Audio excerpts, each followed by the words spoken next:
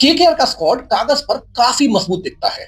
Batting में explosive openers हैं, middle orders में फिनिशर्स हैं और ऑलराउंडर्स भी काफी ऑप्शंस देते हैं। लेकिन एक बड़ा सवाल है, क्या यह टीम बॉलिंग के दम पर मैचेस कंट्रोल कर पाएगी? हर्षित राणा इंजर्ड है, वरुण चक्रवर्ती की फॉर्म सवालों में है और ओवरसीज कॉम्बिनेशन भी मैनेजमेंट के लिए एक बड़ा पजल बन सकता है। तो आज इस वीडियो में हम लॉजिकली ब्रेक डाउन करेंगे केकेआर का प्रोबेबल 11 क्या हो सकता है, कौन से प्लेयर्स टीम बैलेंस को डिफाइन करेंगे और क्या ये स्क्वाड रियलिस्टिकली आईपीएल टाइटल को चैलेंज कर सकता है। आगे बढ़ने से पहले जस्ट एन अपील, देखो I am a small YouTuber and with every view, like, comment, subscribe really helps. It motivates me, it helps me, so please like the video and subscribe to the channel. Thank you. सबसे पहले देख लेते हैं KKR का possible playing 11। Opening में Ajinkya Rahane, Finn Allen. Top और middle order में Cameron Green, Angkrish Raghuvanshi, Rinku Singh. All rounders की बात करें तो रचिन रविंद्र या सुनील नारायण, उसके अलावा अनुकूल रॉय और रमनदीप सिंह। बॉलिंग यूनिट देखें केकेआर का तो वैभव अरोड़ा, वरुण चक्रवर्ती, नए नए ज्वाइन हुए ब्लेसिंग मुजराबानी या फिर Matheesha Pathirana. Impact player option हो सकते हैं उमरान मलिक, आकाशदीप, राहुल त्रिपाठी, मनीष पांडे और टिम साइफर्ट। इस स्क्वाड का सबसे इंटरेस्टिंग एस्पेक्ट है बैटिंग डेप्थ और ऑलराउंड फ्लेक्सिबिलिटी। केकेआर की अगर ओपनिंग की बात करें तो उनकी कॉम्बिनेशन हो सकते हैं फिन एलन और अजिंक्य रहाणे या फिन एलन और टिम साइफर्ट। उस केस में अजिंक्य रहाणे नंबर 3 पर बैटिंग करेंगे। अब देखो, टिम साइफर्ट एक रिलायबल विकेट कीपर है और वो न्यूजीलैंड के लिए भी रेगुलर विकेट कीपिंग करते हैं। लेकिन अगर आप टी20 क्रिकेट की करंट डिमांड देखें, करंट प्लेइंग स्टाइल देखें, डोमिनेंस देखें, तो पावर प्ले रूल करना बहुत इंपॉर्टेंट हो गया है और यहीं पर फिन एलन का एडवांटेज आता है। रीसेंट टी20 वर्ल्ड कप में एलन ने 33 बॉल में सेंचुरी मारी थी सेमीफाइनल में, और उनकी स्ट्राइक रेट और इंटेंट पावर प्ले में गेम चेंजिंग साबित हो सकती है। इसलिए चांसेस ज्यादा है कि फिन एलन को केकेआर अपना फर्स्ट ओपनर बनाए। सेकंड ओपनर के रूप में रहाणे या टिम साइफर्ट आ सकते हैं। फिर उसके बाद आते हैं कैमरन ग्रीन, जो है केकेआर की टीम का सेंटर पीस। कैमरन ग्रीन इस स्क्वाड के लिए एक क्रूशियल पीस हो सकते हैं। देखो, ग्रीन सिर्फ एक बैटर नहीं है, वो प्रोवाइड करते हैं top order stability, medium pace bowling option और उनका, क्योंकि वो ऑस्ट्रेलिया से आते हैं तो बिग मैच टेम्परामेंट लाते हैं अपने साथ। अगर देखो केकेआर के मेन बॉलर स्ट्रगल करते हैं, जो मुझे लगता है करेंगे, उसके बारे में बाद में बात करेंगे, तो ग्रीन के ये 2 ओवर्स बॉलिंग डिपार्टमेंट को थोड़ा सा ब्रीथिंग स्पेस दे सकते हैं। और हमने देखा आईपीएल में यार, ऐसे प्लेयर्स की वैल्यू सबसे ज्यादा होती है जो मल्टीपल रोल्स फिट कर सके। अब केकेआर के दिमाग में एक बड़ी डिबेट चल रही होगी कि सुनील नारायण और रचिन रविंद्र, ये एक बहुत बड़ा टैक्टिकल डिसीजन होगा। देखो, पास्ट में सुनील नारायण उनके लिए ट्रम्प पैक कर रहे हैं, गौतम गंभीर उन्हें बहुत पसंद करते थे एज मेंटोर भी, और वो जब प्लेयर थे तब भी। लेकिन every good thing comes to an end, और वही हाल अब थोड़ा थोड़ा सुनील नारायण के लिए होता हुआ लग रहा है। उनके लिए एक ये बैटल होगी सिलेक्शन की कि केकेआर के लिए कि नारायण को खिलाएं या रविंद्र को खिलाएं। क्योंकि देखिए, अगर आप टिम साइफर्ट, फिन एलन और अजिंक्य रहाणे से ओपन कराने वाले हैं तो नारायण फिट नहीं होते वहां पे। और मिडिल ऑर्डर में I am not sure how will Sunil Narayan perform. एक बेट ये हो सकता है कि उनको लोअर ऑर्डर में फिनिशिंग के लिए उतारा जाए, बट वो देखने वाली बात होगी। 4 ओवर्स उनके जरूर इंपॉर्टेंट है। वो बहुत बड़े विकेट टेकर नहीं है, बट हमें मालूम है वो 6-7 की इकोनॉमी से अपने 4 ओवर्स कराते हैं। और यही केकेआर की एक बड़ी प्रॉब्लम दूर करते हैं रचिन रविंद्र। बट एक प्रॉब्लम है, अगर आप टिम साइफर्ट और फिन एलन को खिलाते हैं और साथ में कैमरन ग्रीन आते हैं, तो आपके टॉप 4 में ही 3 फॉरेन प्लेयर्स हो गए। उसमें आप बॉलर या एक और ऑलराउंडर जरूर खिलाना चाहेंगे जो वो फॉरेनर हो। लेकिन अगर आपने रचिन रविंद्र को खिला लिया तो भी प्रॉब्लम है, सुनील नारायण को खिलाया तो भी प्रॉब्लम है, दोनों ही फॉरेनर्स हैं। That would be an interesting thing to watch out कि केकेआर किसको खिलाता है, किसको बाहर रखता है। क्योंकि अगर आप उनका फॉरेन प्लेयर्स का भी ऑर्डर देखें ना, तो वो टॉप हेवी ज्यादा है, ऑलराउंडर्स और नीचे आने वाले या बॉलर्स थोड़े से कम है। देखो, एक मामले में केकेआर बहुत स्ट्रॉन्ग है, वो है उनका मिडिल ऑर्डर। मतलब आप वहां देखें, गॉड्स प्लान वाले रिंकू सिंह आईपीएल के बेस्ट फिनिशर्स में से एक रहे हैं और प्रेशर सिचुएशन में बहुत काम रहते हैं उनकी बाउंड्री हिटिंग एबिलिटी है कि अगर आप चेज कर रहे हैं तो आप मालूम है कि वो ओवर में 30 रन भी बना सकते हैं और अच्छा फिनिश कर सकते हैं। लास्ट के 4 ओवर में अगर उनकी बैटिंग आती है तो इजीली 45-50 रन वो ऐड कर सकते हैं। उसके अलावा एक बहुत स्टेडी प्लेयर है अंग्रीश रघुवंशी। ओवर द इयर्स उन्होंने दिखाया है कि उनका बहुत काम टेम्परामेंट है, बहुत स्ट्रांग उनका एटीट्यूड रहा है और उन्होंने केकेआर के लिए एक अच्छा परफॉर्म किया है। ज्यादा नोटिस नहीं करते लोगों ने, बट केकेआर मैनेजमेंट उनकी वैल्यू जानता है। लास्ट में आते हैं रमनदीप सिंह। अब रमनदीप सिंह बॉलिंग भी कर लेते हैं, फिनिशिंग बहुत स्ट्रांग करते हैं और वो अपनी फील्डिंग और कैचिंग से ही खुद 1-2 विकेट ले लेंगे कैचेस के रूप में और फील्डिंग में वो इजीली 10 से 15 रन बचा सकते हैं। लेकिन नॉट एवरीथिंग इज गंग हो फॉर केकेआर। सबसे बड़ा इशू जो है वो है हर्षित राणा की इंजरी।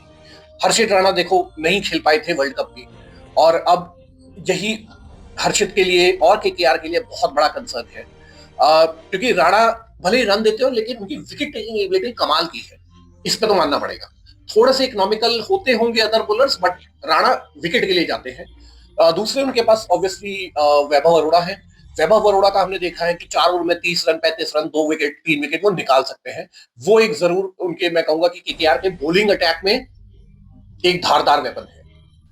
लेकिन हर्षित राणा की इंजरी थोड़ा बैकफुट पे लाती है केकेआर को। उसके बाद और पेसर्स को अगर जैसे देखें, अभी अभी पीएसएल छोड़कर आए ब्लेसिंग मुजराबानी होंगे, मथीशा पथिराना होंगे जिनको सीएसके से इतने साल के बाद दूसरी टीम से खेलने का मौका मिल सकता है और यही इन्हीं दोनों में से मुजराबानी या मथीशा पथिराना मोस्ट प्रॉब्ली चौथे फॉरेनर होने वाले हैं इन द प्लेइंग 11।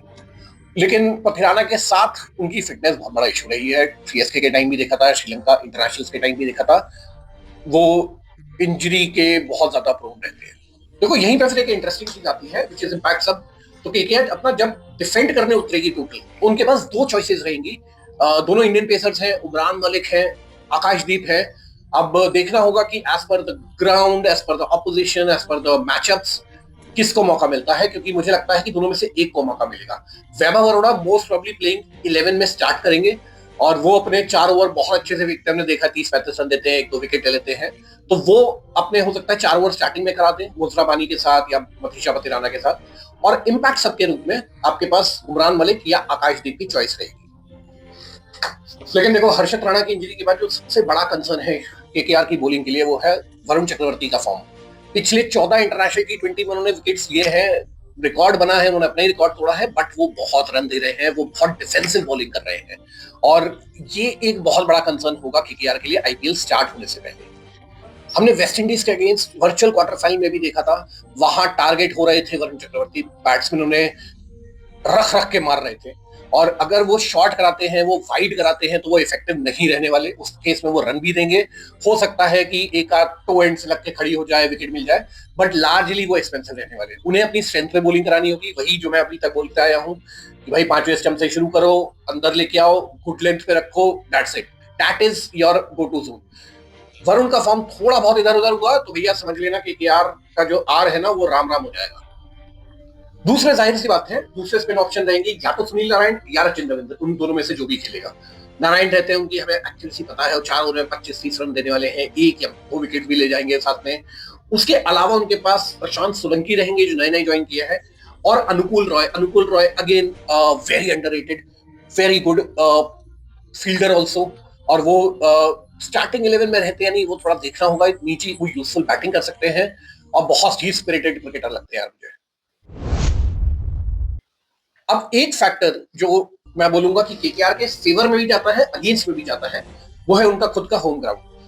फेवर में इसलिए जाता है कि केकेआर का जो क्राउड है, जो कोलकाता का क्राउड है, वो we know one of the most passionate crowds है में से है इंडियन क्रिकेट में, और वो हर चीज को चेयर करते हैं जो टीम होम टीम के फेवर में है, चाहे वो इंडिया हो चाहे वो केकेआर हो।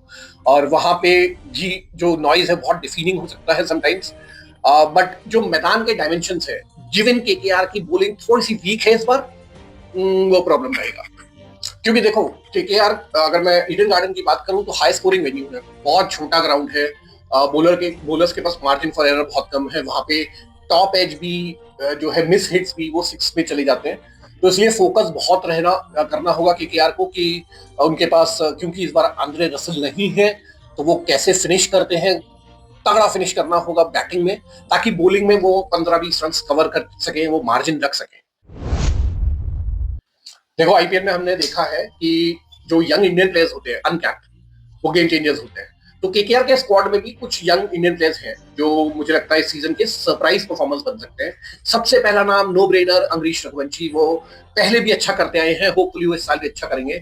Ramandeep Singh, the guy is waiting for an opportunity, वो फटने के लिए तैयार है।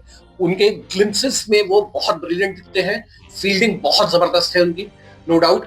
लेकिन बैटिंग के उतने मौके नहीं मिलते, बहुत नीचे बैट करते हैं, कभी नंबर 7 नंबर 8, कभी 2 बॉल 4 बॉल 1 ओवर, इससे ज्यादा मुश्किल ही मिलता उन्हें खेलने के लिए। तो रमनदीप सिंह को मैं देखने के लिए बहुत बहुत एक्साइटेड हूँ, वो बहुत एक्साइटिंग प्लेयर लगते हैं मुझे। और उसके अलावा कम बैक का मौका है इस बार उमरान मलिक के पास, 157 फेंक चुके हैं वो। तो क्या वो इस बार स्पीड से रिकॉर्ड तोड़ेंगे, थोड़े विकेट्स लेते हैं, इकोनॉमी अंडर कंट्रोल, काफी चैलेंज होगा, बट देन चैलेंज से ही सरप्राइजेस हमें निकल के आते हैं। लास्ट नाम इसमें रहेगा आकाशदीप का। आकाशदीप देखो रेड बॉल क्रिकेट में तो काफी अच्छा परफॉर्मेंस दिया, उन्होंने इंग्लैंड में काफी अच्छा खेला, वहां तो बैट से भी 50 मारा था।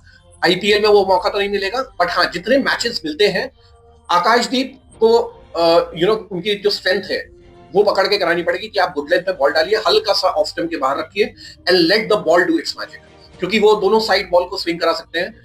तो वहां बैट्समैन को खेलना स्टार्टिंग में, अगर उनको प्लेइंग 11 में जगह मिलती है या फिर वो अगर इम्पैक्ट सब के रूप में भी आते हैं, तो स्टार्टिंग के ओवर्स में उनको ओवर्स मिलना बहुत मुश्किल होगा, बिकॉज वो अपनी स्विंग के ऊपर थोड़ा डिपेंड करते हैं। मिडिल ओवर्स में आई डोंट थिंक वो बहुत ज्यादा इफेक्टिव रहने वाले हैं।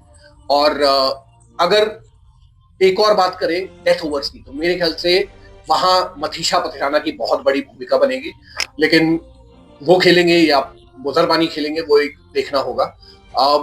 मुझे केकेआर के लिए थोड़ा सा डर लग रहा है इस बार कि भाई तुम्हारा डेथ बॉलिंग में क्या होगा अगर आप पथिराना नहीं खिलाते हो। उसके अलावा और कौन बॉलर्स हैं जिनको आप डेथ में बॉलिंग कराना चाहोगे, सोचना पड़ेगा केकेआर को। देखो फाइनल वर्डिक्ट की बात करूं तो इवैल्यूएशन से मुझे ये लगता है कि यार बैटिंग बहुत सॉलिड है, ऑलराउंडर्स हैं अच्छे खासे, ठीक है, फील्डिंग भी काफी अच्छी है, अनुकूल रॉय, रमनदीप सिंह, कैमरन ग्रीन बहुत अच्छे फील्डर्स हैं, इंडियन टैलेंट भी है, यंग इंडियन टैलेंट भी है। बॉलिंग में एक्साइटिंग नाम है, बट इंजरीज जो हर्षित राणा की है, वरुण चक्रवर्ती का फॉर्म है वो थोड़ा है यार, मामला गड़बड़ है। अगर ये बॉलिंग इश्यूज से पार पा लेते हैं, वो सॉल्व कर लेते हैं टाइमली, तो भाई देखो ये फिर ये प्लेऑफ में आ सकते हैं। बट मेरा जो फाइनल वर्डिक्ट है, केकेआर माइट मिस और most probably they will miss that top 4 का number purely because of their bowling, nothing else. If they can resolve it, they'll be there in top 4. बाकी अब आप बताइए आपको क्या लगता है कि केकेआर में आपका फेवरेट प्लेयर कौन है, आप किसको देखने के लिए एक्साइटेड हैं, कमेंट करके बताइएगा। एंड जैसे मैंने कहा, लाइक शेयर सब्सक्राइब। मिलते हैं एक और टीम के एनालिसिस को लेकर जल्दी, तब तक के लिए नमस्कार।